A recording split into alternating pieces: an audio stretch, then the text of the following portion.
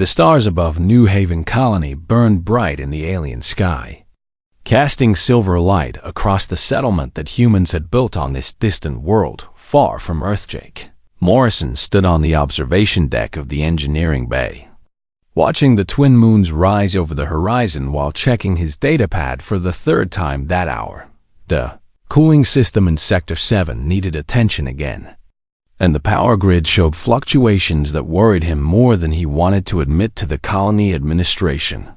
He had been chief engineer for 2 years now, ever since he arrived on New Haven, looking for something he could never quite name.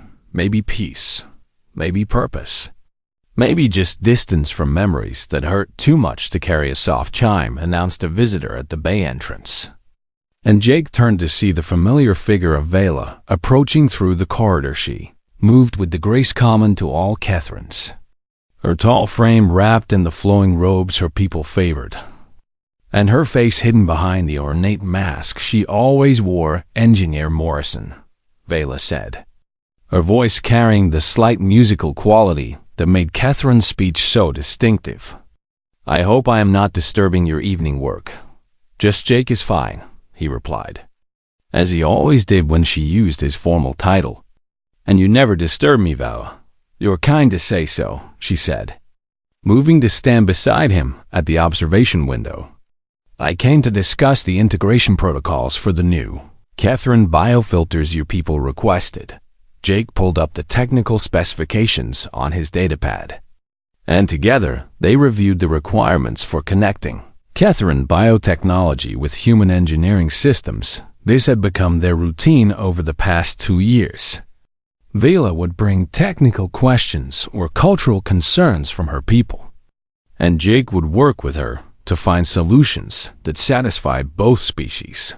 Kethrans had been on New Haven even before the humans arrived, maintaining a small research outpost in the Northern Territories when humanity established the colony.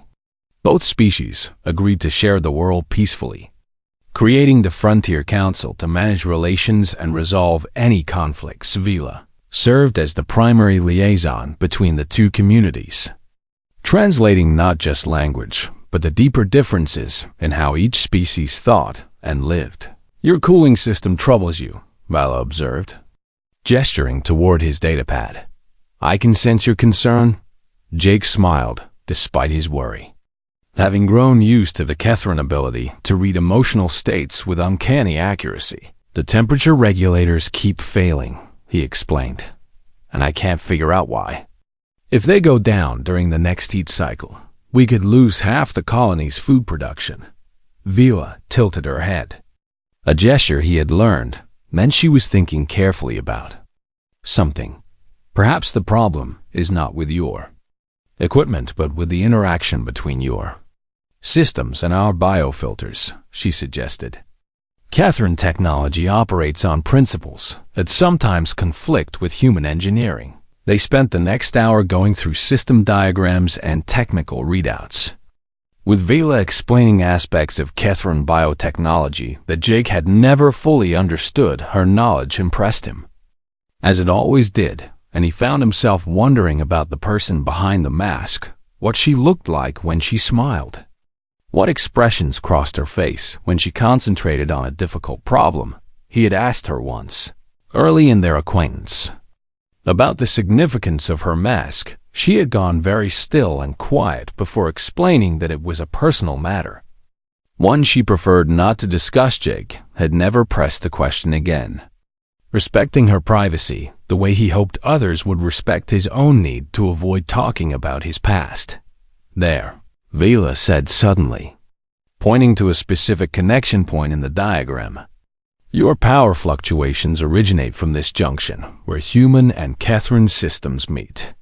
Jake examined the data more closely and realized she was right. The problem was not in his equipment, but in how the two technologies interfaced. "You just saved the colony's food supply," he said with genuine gratitude. "Thank you, Vela. We help each other," she replied simply. "That is what friends do."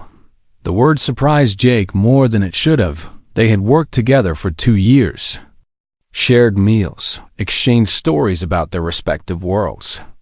And yet he had never quite thought of their relationship in such clear terms until she named it.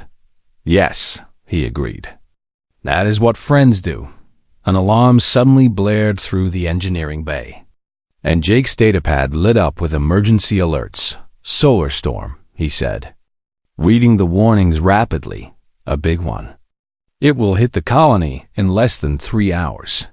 Vila moved immediately toward the communications panel, her earlier calm replaced by focused urgency. I must warn my people, she said. Our biofilters are vulnerable to radiation surges. Wait, Jake called after her. We should coordinate our response. If we work together, we can protect both settlements more effectively than if we work separately. Vila paused at the doorway, then nodded and returned to his side. You are right, she said. Together we are stronger. They worked through the night as the storm approached, Jake directing human engineers to reinforce power grids and shield generators, while Vela coordinated with Catherine technicians to protect their sensitive biotechnology. The storm hit with devastating force, battering the colony's shields and causing power failures across multiple sectors. Jake raced from one crisis to another, rerouting power, repairing damaged systems, and coordinating with his team to keep critical infrastructure online. Vela stayed at his side the entire time, her knowledge of both human and Catherine systems proving invaluable as they worked to prevent catastrophic failures. At one point, a massive power surge threatened to overload the main reactor, and Jake had to manually override the safety systems to vent excess energy. The control panel exploded in sparks, and he felt searing heat across his arm before Vila pulled him back from the flames. You are injured, she said, her voice tight with concern as she examined the burn on his forearm. It will heal, Jake said, already moving toward the backup controls. We need to stabilize the reactor before it fails completely. Together, they managed to bring the system under control. And as dawn broke over New Haven, the solar storm finally began to weaken. Jake and Vila stood once more at the observation window, both exhausted but relieved that they had managed to protect both communities. We make a good team, Jake said quietly, looking at his bandaged arm. Yes, Vila agreed. And though he could not see her face behind the mask, he heard something in her voice that might have been a smile. We do. In the days that followed, Jake found himself thinking about Vela more than he probably should, wondering about her life, her past, and why she had chosen to come to this distant frontier world. He told himself it was just curiosity, just a natural interest one friend takes in another. But late at night, alone in his quarters, he admitted that it felt like something more, something he was not quite ready to name. 3 weeks passed after the solar storm, and Jake noticed changes in Vela that puzzled and concerned him in equal measure. She still came to the engineering bay regularly, still worked with him on technical problems and cultural exchanges. But something had shifted in the way she carried herself around him. Sometimes he would catch her watching him when she thought he was not paying attention, her hand rising unconsciously to touch the edge of her mask before she realized what she was doing, and lowered it quickly. Other times she would ask him questions that seemed to come from nowhere, questions about human concepts of beauty, about how his people judged worth and value, about whether humans feared rejection from those they cared about. Jake tried to answer honestly, though he was never quite sure where these conversations were leading or what had prompted Vela's sudden interest in such personal topics. Do humans believe that appearance determines character? Vila asked one afternoon while they calibrated sensors in the agricultural dome. Jake looked up from his work, surprised by the question. Some do, he admitted. But most of us try to judge people by their actions rather than their looks. It does not always work out that way, but we try. Vela was quiet for a long moment, her fingers moving over the sensor controls with practiced precision. and if someone's appearance marked them as different, as somehow wrong by the standards of their society, would humans accept such a person? The pain in her voice was subtle but unmistakable, and Jake felt his chest tighten with the desire to comfort her without knowing exactly what troubled her. "The best of us would," he said carefully, "and anyone worth knowing would see past the surface to the person underneath." Vela made a soft sound that might have been a laugh or might have been something sadder. "You have much faith in your species," she said. "I have faith in the people I choose to care about," Jake replied, meeting her gaze even though he could not see her eyes behind the mask. "And I have faith in you." That evening, Jake found himself in the colony's small library. Searching through records about Kethran culture and biology, he had learned basic facts over the past 2 years: their advanced biotechnology, their emphasis on mental and spiritual connection, their complex social structures. But he realized now that he knew very little about their actual customs or beliefs, and even less about why Vela might wear a mask when no other Kethran he had ever seen did the same. The library database offered limited information, mostly dry academic texts about Kethran history and technology.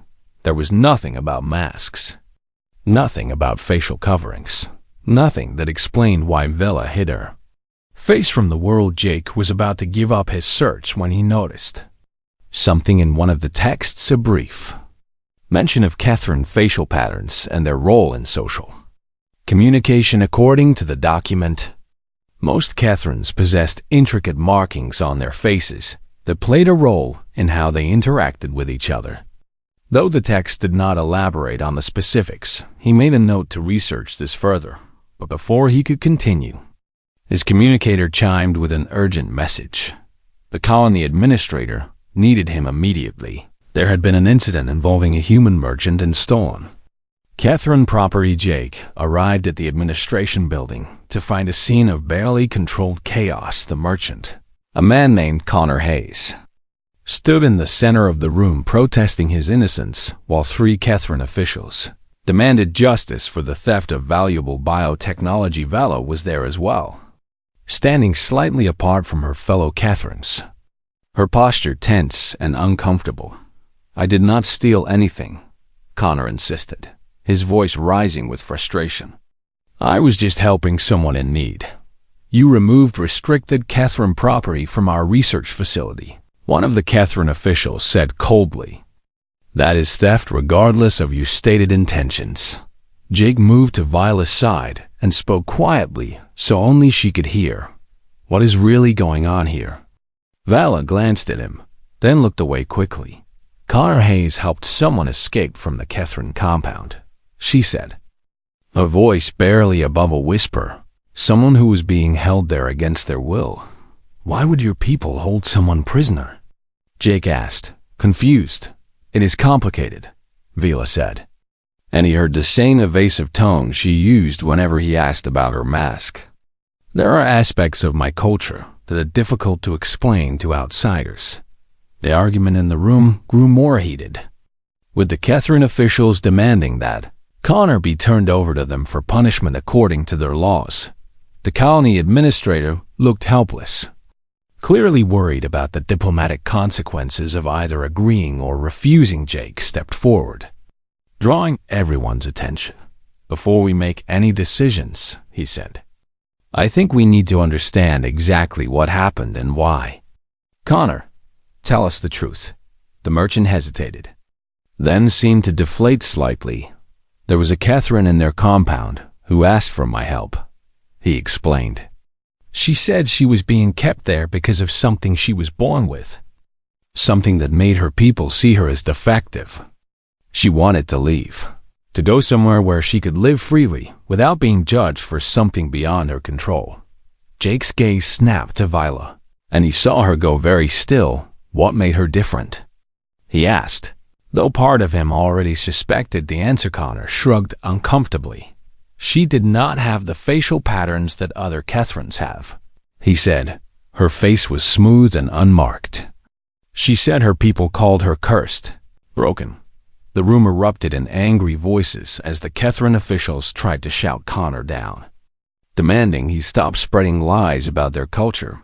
But Jake was not listening to them anymore. He was watching Vela, seeing how her hand had risen to clutch at her mask, seeing how her whole body seemed to fold in on itself, as if trying to disappear. He understood now. Understood with sudden painful clarity why she wore the mask, why she asked questions about acceptance and rejection, why she had come to this distant frontier world far from her own people before he could say anything. Vela turned and fled from the room, moving so quickly that no one else seemed to notice her departure. Jake made to follow, but one of the Kethran officials blocked his path. "This matter does not concern you, human," the official said coldly. "It is an internal affair of our people. Anything that affects Vela concerns me," Jake said, his voice hard. "She's my friend and a valued member of this colony. The one you call Vila is unmarked," the official said, speaking the word like a curse. "She has no right to represent our people or to work alongside yours. We are ordering her return to Kethran space immediately." Jake felt anger surge through him. Hot and righteous. "You have no authority to order anyone on this colony to do anything," he said. "And if Vila chooses to stay here, then she stays." The Kethran official's expression was cold behind his own elaborate facial markings. "You do not understand what you are protecting," he said. "The unmarked are flawed, incomplete. They cannot bond properly with others, cannot fulfill the roles that all Kethrans must fill. I understand that you are judging someone for something they cannot control." Jake shot back. "And where I come from, we call that prejudice." He pushed past the official and went after Vela. Leaving the argument behind, he found her at the spaceport, standing near a transport that was preparing for departure. "Vela," he called, and she turned to face him even through the mask. He could sense her pain and shame. "You know now," she said quietly. "You know what I am. I know that your people have treated you badly," Jake said, moving closer. "I know that you have been hiding from judgment and prejudice. But I do not know why you think that changes anything between us." "Because I am unmarked," Vela said, her voice breaking slightly. "Because I am defective, cursed." "Wrong. You are none of those things," Jake said firmly. "You are brilliant and kind and brave. You are my friend, and nothing your people believe about you changes that." Vela was silent for a long moment, and when she spoke again, her voice was thick with unshed tears. "They are ordering me to return home," she said. "If I refuse, they will sever all diplomatic relations with the human colony. I cannot let my presence here hurt your people. That is not your decision to make alone," Jake said, "and it is not theirs to make either. You have a choice, Vela. You can choose to stay." The transport's departure alarm sounded, and Vala looked toward it with obvious anguish. "I do not know if I'm strong enough to defy my entire people," she whispered. "Then let me be strong enough for both of us," Jake said, reaching out to take her hand in his. "Please stay." Vala did not board the transport, and Jake felt relief wash through him as she turned away from the departing ship and walked back toward the colony with him. At her side, they did not speak on the walk back. But when they reached the engineering bay, Vala finally broke the silence. "I need to explain everything," she said, settling into one of the chairs by Jake's workstation. "You deserve to know the truth about what I am and why my people despise me." Jake sat across from her, giving her his full attention. "Among my people," Vala began, her voice steady despite the difficulty of the topic, "we possess something called biological empathy projection. Our facial patterns are not merely decorative. They generate subtle, bioelectric fields and pheromones that allow us to share emotions and intentions with other Kethrans." She paused, as if gathering courage to continue. "It is how we communicate on the deepest level, how we form bonds and build trust. A Catherine without facial patterns cannot project these signals, cannot connect with others in the way our society demands. And you were born without these patterns, Jake said quietly. Understanding dawning. Yes, Vela confirmed. Approximately 1 in every 1,000 Catherines is born unmarked. We are seen as cursed, as incomplete beings who lack the most fundamental aspect of what makes someone truly Catherine. Jake felt anger building in his chest. Anger at a society that would reject someone for something so far beyond their control. That is not a curse, he said firmly. That is just biology. It does not make you less than anyone else. My people do not see it that way, Vela said. And he heard the weight of lifelong pain in her words. Unmarked children are often hidden by their families, kept away from society to avoid bringing shame on their relatives. Some are sent to special facilities where they live apart from normal Catherines. That is wrong, Jake said, his voice hard.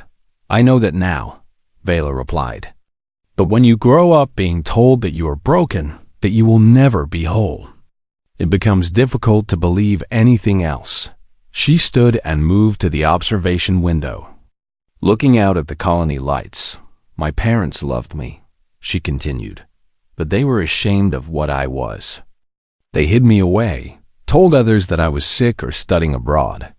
Anything to avoid admitting that their child was unmarked. Jake joined her at the window, standing close enough that their shoulders almost touched. When did you start wearing the mask? He asked. When I was 12 years old, Vela said. I was tired of hiding inside our home, tired of being invisible. I fashioned the mask from materials I found and told my parents that if I wore it, no one would know what I was. Did it work?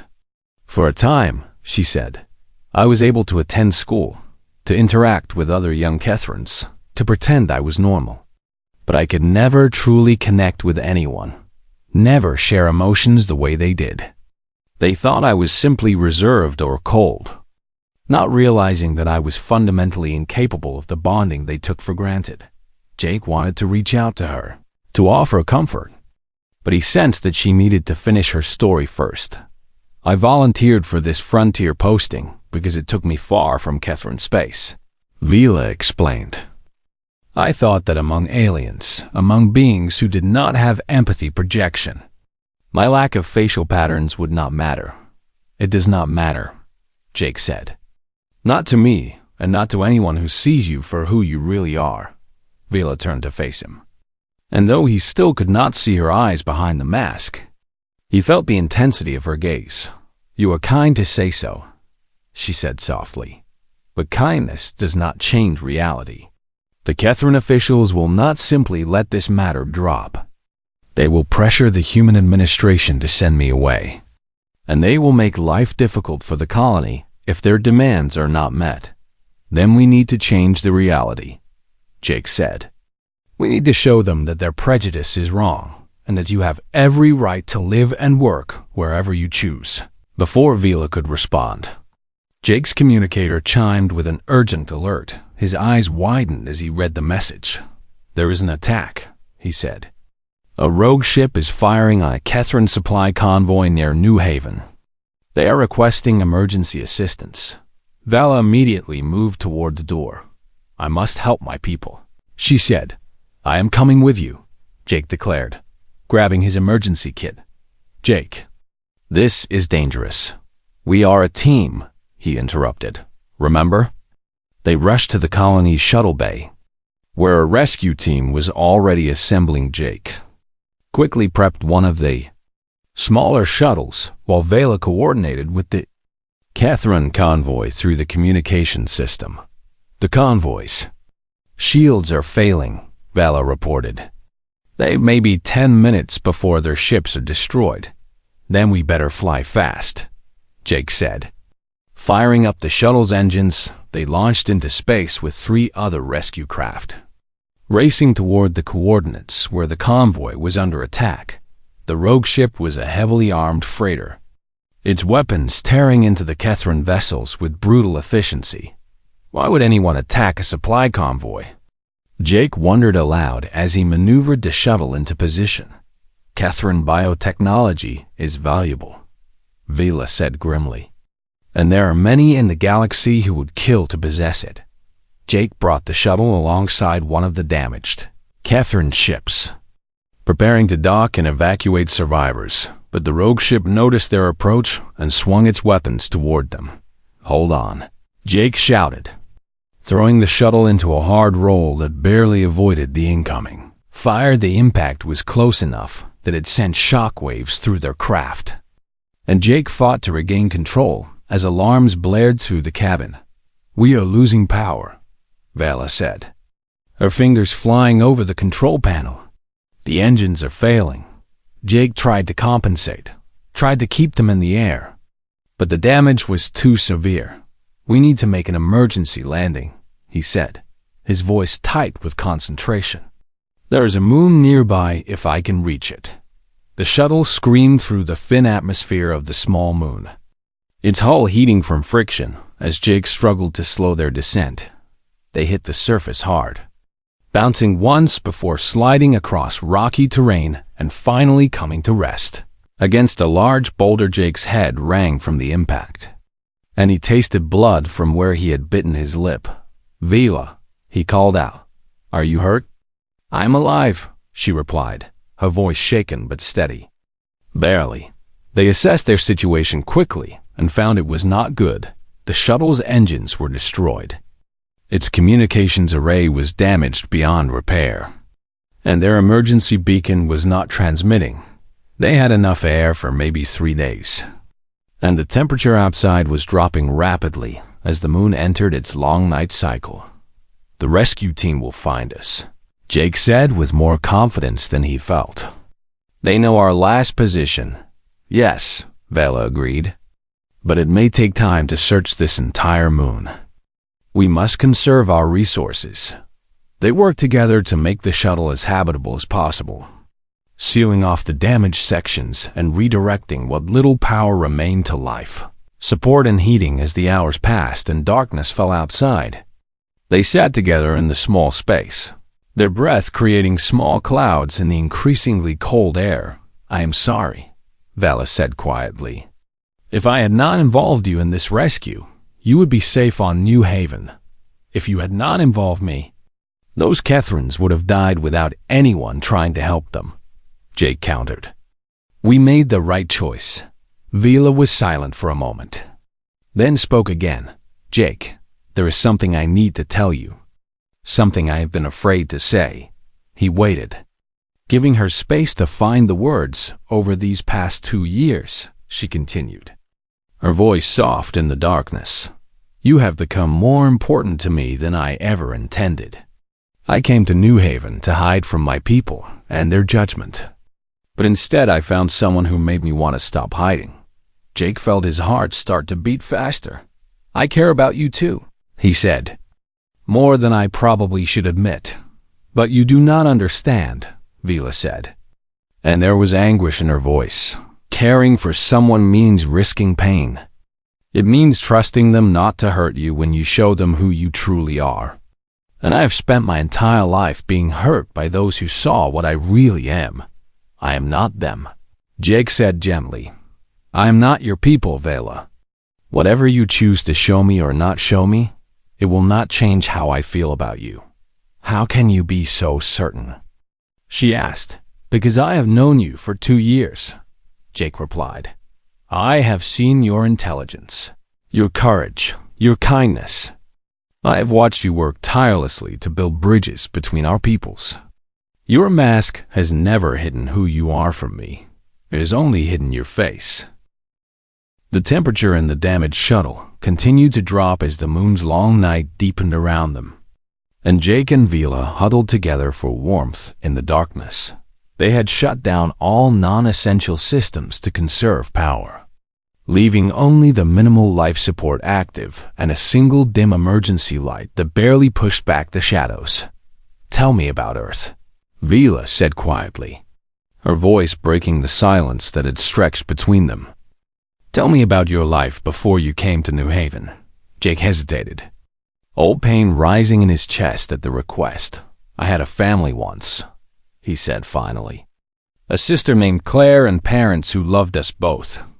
We were not wealthy or important, but we were happy. What happened to them? Vela asked gently. There was an accident, Jake said, the words coming slowly. A transport crash on the way to a family gathering. I was supposed to be with them, but I stayed behind to finish a work project. They died instantly, and I survived by pure chance. He felt Viola shift closer to him in the darkness. I'm so sorry, she said. For a long time. I blamed myself, Jake continued. I thought that if I had been there, maybe I could have done something, changed something.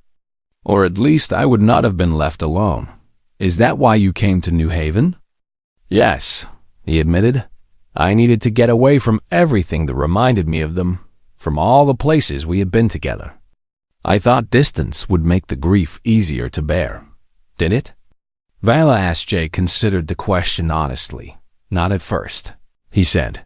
But slowly, over time, I found that building something new was better than running from the past.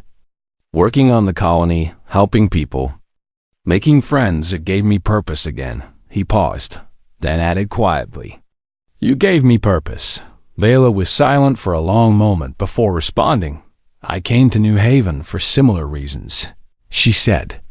I was running from a society that rejected me, from a family that loved me, but could not accept what I was. I thought that if I came far enough away, the pain would stop following me. But it followed you anyway, Jake said. It did, Vela confirmed. Because the pain was not just about my people's judgment. It was about my own belief that they were right. That I truly was broken and incomplete. Jake reached down in the darkness and found her hand, wrapping his fingers around hers. You are not broken, he said firmly. You are different. And that is not the same thing. My people would say that among Catherines. Being different is being broken, Vela replied. Without the ability to project empathy, I can never truly connect with another Catherine. I will always be isolated, always alone. But you are not alone, Jake said, squeezing her hand gently. You have me, and you have the friends you have made here on New Haven. We do not need bioelectric fields or pheromones to know that we care about you. Vela's grip tightened on his hand. How can you care about someone whose face you have never seen? She asked, and there was genuine confusion in her voice. How can you know me when I hide the most fundamental part of myself from you? Your face is not the most fundamental part of you, Jake said. Your mind is, your heart is, your choices are. Everything that matters about who you are has nothing to do with the patterns on your skin. You say that because you are human, Vela said softly. Because your species does not depend on facial patterns for connection. But for me, my unmarked face is a constant reminder that I lack something essential. Jake shifted in the darkness so he was facing her. Though he could barely make out her silhouette, then maybe it is time to change what you believe is essential, he said. Maybe worth is not about the traits you were born with, but about the person you choose to be. Vala made a sound that might have been a laugh or a sob. You make it sound so simple, she said. I know it is not simple. Jake replied, grief is not simple, loss is not simple. Learning to value yourself when others have told you that you have no value is not simple. But it is possible, Vela. I know because I've had to learn it too. They sat together in silence after that, the cold pressing in around them but somehow feeling less oppressive with their shared warmth hours past. And Jake found himself drifting between wakefulness and exhausted. Sleepy woke at one point to find that the emergency light had finally failed, plunging them into complete darkness. Jake. Vela's voice came from beside him, soft and uncertain. Are you awake? Yes, he said, blinking against the absolute blackness surrounding them. I have been thinking, she said, about what you said earlier, about my face not being the most important part of me. Do you believe it? Jake asked. I want to, Vela admitted. But I've spent so many years ashamed of what I look like, so many years hiding behind this mask, that I do not know if I can let go of that shame. Jake waited, sensing that she had more to say. There is something freeing about this darkness, Vela continued, her voice barely above a whisper. Something that makes me feel brave in a way I have never felt before. What do you mean? Jake asked gently. He heard the soft sound of movement. And then Vela spoke again. I have never shown my face to anyone by choice, she said. My parents saw it because they had to, and Catherine officials have seen it in examinations and inspections. But I have never willingly revealed myself to someone I cared about. Jake's breath caught as he realized what she was saying, Vela. You do not have to. I know, she interrupted. And that is exactly why I want to.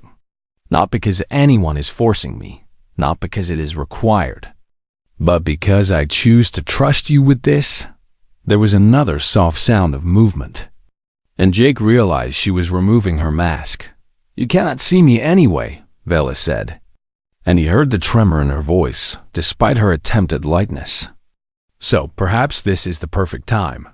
Tell me what you look like, Jake said softly. Vela was quiet for a moment. As if gathering courage, my face is smooth, she began. Where other Catherines have intricate patterns of raised tissue that glow with bioelectric energy, my skin is plain and unmarked. My features are similar to other Catherines, the same basic structure, the same proportions, but empty of the designs that my people consider beautiful and essential. It sounds lovely, Jake said honestly. Viola laughed. A real laugh this time, though tinged with sadness. You cannot even see it, she said. I do not need to see it to know that you are lovely, Jake replied.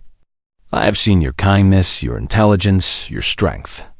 Your face is just one small part of who you are. My people say that the unmarked are like empty canvases, Vela said quietly, that we are incomplete works, waiting for something that will never come to fill the void. Then your people are wrong, Jake said firmly. You are not incomplete. You are exactly who you are supposed to be. Vela's hand found his in the darkness, and he felt wetness on her fingers that might have been tears. I have never wanted to believe something as much as I want to believe that, she whispered. Jake raised her hand to his lips and kissed it. Gently, then believe it, he said. And when we get out of here, when we get back to New Haven, you can decide whether you want to keep hiding or whether you are ready to let the world see what I already know, that you are remarkable, exactly as you are. Vela leaned against him in the darkness, her mask set aside for the first time in years. I am terrified, she admitted. I know, Jake said, wrapping his arm around her, but I will be with you. Whatever you decide.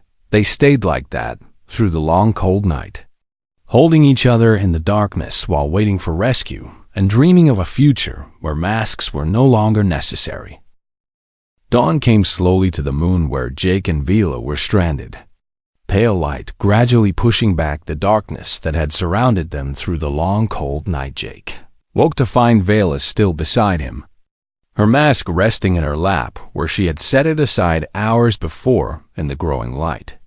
He could finally see her face smooth and unmarked, as she had described, with the same elegant bone structure common to all Catherines, but without the intricate patterns that supposedly defined her people. She was beautiful, he thought, and the lack of patterns did nothing to diminish that beauty. Vela's eyes opened and met his, and for a moment neither of them spoke. Then she smiled, tentative and uncertain, and Jake felt his heart skip. You are staring, she said softly. You are worth staring at, Jake replied honestly. Vela's hand moved toward her mask, an old habit reasserting itself, but then she stopped and let her hand fall back to her lap. I keep forgetting, she said. Forgetting that you can see me now. How does it feel? Jake asked. Vela considered the question carefully. Terrifying, she admitted, but also strangely liberating. I have spent so long hiding that I forgot what it felt like to simply exist without that barrier between myself and the world. Before Jake could respond, they heard the sound of engines overhead and saw a rescue shuttle descending toward their position. Relief flooded through Jake, though part of him was reluctant to leave the intimate bubble that he and Vila had created in their isolation. The rescue team consisted of both humans and Kethrans, and Jake watched as Vela instinctively reached for her mask when the shuttle's hatch opened, but then she paused, her fingers hovering over the ornate covering, and looked at Jake. He nodded encouragingly. Leaving the choice entirely to her, Vela took a deep breath, set the mask aside, and stood to face the rescue team with her unmarked face fully visible. The reaction was immediate and dramatic. Human rescuers showed only concern for their well-being, but the Kethran crew members recoiled visibly when they saw Vela's face. One of them began speaking rapidly in the Kethran language.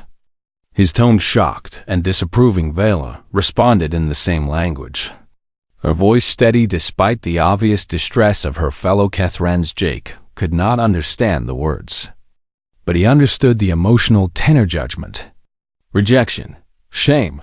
He moved to stand beside Vila, placing a supportive hand on her shoulder. What are they saying? He asked quietly.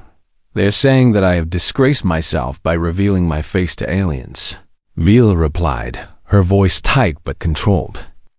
They are saying that I have brought shame on all Kethrans by allowing humans to see what I am. Tell them that you have nothing to be ashamed of, Jake said firmly. Vila translated his words, and the Kethran crew members' expressions grew even more hostile. The ride back to New Haven was tense and uncomfortable, with the Kethran rescuers refusing to speak to Vela and treating her with obvious contempt, but Jake stayed by her side the entire time, his presence a silent declaration of support that Vila clearly drew strength from. When they arrived at the colony, they found that news of Vila's revealed face had already spread through both the human and Kethran communities. Crowd had gathered at the landing pad, and Jake could see various reactions playing across different faces: curiosity from the humans, shock and anger from many of the Kethrans. The colony administrator hurried forward as they disembarked. Are you both all right? She asked, genuine concern in her voice. We are fine, Jake assured her. Just cold and tired. The administrator's gaze moved to Vila, taking in her unmarked face with careful neutrality. There is going to be a formal hearing, she said quietly. The Kethran officials are demanding answers about why you revealed yourself and what consequences should follow. I am ready to face whatever comes, Vila said, her voice steady. The hearing was scheduled for the following day, giving Jake and Vila time to rest and recover from their ordeal. That night, Jake found Vila standing at the observation window in the engineering bay, staring out at the stars. Are you having second thoughts? He asked, joining her. No, Vila said, surprising him with the firmness of her answer. For the first time in my life, I feel like I am being honest about who I am. That is worth whatever consequences may come. Your people are going to make things difficult, Jake warned. I know, Vila agreed, but they have always made things difficult for me. At least now, I am not facing their judgment alone. The hearing the next day was held in the colony's main council chamber, packed with representatives from both species. The Kethran officials presented their case first, arguing that Vila had violated fundamental cultural taboos by revealing her face to aliens and that she should be removed from her position and returned to Kethran space for proper discipline. Jake listened to their arguments with growing anger, especially when they began describing Vila's unmarked face as a deformity that should never have been exposed to public view. When it was his turn to speak, Jake stood before the council and spoke from the heart. I have worked with Vila for 2 years, he began, and in that time, I have seen her dedication, her intelligence, and her commitment to building understanding between our peoples. She has solved problems that no one else could solve. prevented conflicts that could have torn this colony apart, and worked tirelessly to ensure that both humans and Kethrans could live together peacefully. He paused, meeting the eyes of the Kethran officials. And now you want to punish her for something she was born with, something she has no control over. You call her unmarked face a deformity, but the only deformity I see here is a society that judges people by their biology rather than their character. The chamber erupted in argument, with some supporting Jake's words and others condemning them as interference in Kethran internal affairs. But Jake was not finished. Vila chose to reveal her face to me. He continued, not because she was forced to, not because she was ashamed, but because she trusted me enough to be vulnerable. And that choice, that trust, is worth more than any biological feature could ever be. He turned to address the entire assembly. If you punish her for being honest about who she is, if you send her away for the crime of existing, then you're telling every other unmarked Kethran in the galaxy that they must spend their lives hiding and ashamed. Is that really the message you want to send? The room fell silent, and Jake saw several Kethrans exchanging uncertain glances. Then, to everyone's surprise, one of the younger Kethrans in the audience stood up. I am unmarked too, she said, her voice shaking but determined, and I have been hiding it for 10 years. I thought I was the only one, that I was alone in my shame. Another Kethran stood, then another, and soon there were 6 unmarked Kethrans on their feet, all of them declaring themselves openly for the first time. We have lived in fear and secrecy, one of them said. But seeing Vila stand here with her face revealed, seeing her refuse to be ashamed, has given us courage to do the same. The Kethran officials looked genuinely shocked, apparently having had no idea that so many unmarked individuals were living among them in hiding. The colony administrator seized the moment. It seems to me, she said carefully, that this is not just about one individual's choice, but about a larger question of how we treat those who are different. And that is a question that both our peoples need to consider carefully. The hearing continued for several more hours, with passionate arguments on all sides, but in the end, the council ruled that Vela had broken no laws and would be allowed to remain on New Haven. If she chose to do so, the Kethran officials were furious, threatening to sever diplomatic relations. But several prominent Kethran scientists and scholars spoke up in Vela's defense, arguing that their people's treatment of the unmarked was a stain on their civilization that needed to be addressed in the days and weeks that followed. More unmarked Kethrans came forward across the frontier. Inspired by Vela's courage to stop hiding, a movement began, small at first, but growing, demanding equal rights and treatment for all Kethrans, regardless of their biological features. Jake and Vela watched these developments from New Haven, both humbled and amazed by the changes that one act of vulnerability had sparked. I never intended to start a revolution, Vela said one evening as they worked together in the engineering bay. Maybe the best revolutions are the ones that start with simple honesty. Jake replied. Vala turned to face him, her unmarked face open and unguarded. I wanted to thank you, she said, for seeing me when I was still hiding, and for standing beside me when I chose to stop. You do not need to thank me, Jake said, moving closer to her. I just did what anyone who cares about someone should do. Not anyone, Vela corrected gently. Most people would have walked away, would have decided that my problems were too complicated, that I was too damaged to be worth the effort. Then most people are fools, Jake said, reaching up to gently touch her smooth cheek. Because you are worth every effort, every risk, every moment of standing against prejudice and ignorance. Vela leaned into his touch, her eyes closing briefly. I love you, she said softly, the words spoken without fear or hesitation. I love you too, Jake replied, and kissed her for the first time. When they finally pulled apart, Vela smiled, a full, genuine smile free from the shadow of shame that had haunted her for so long. What do we do now? she asked. Jake looked out at the colony lights spreading beneath the alien stars and thought about the future they would build together.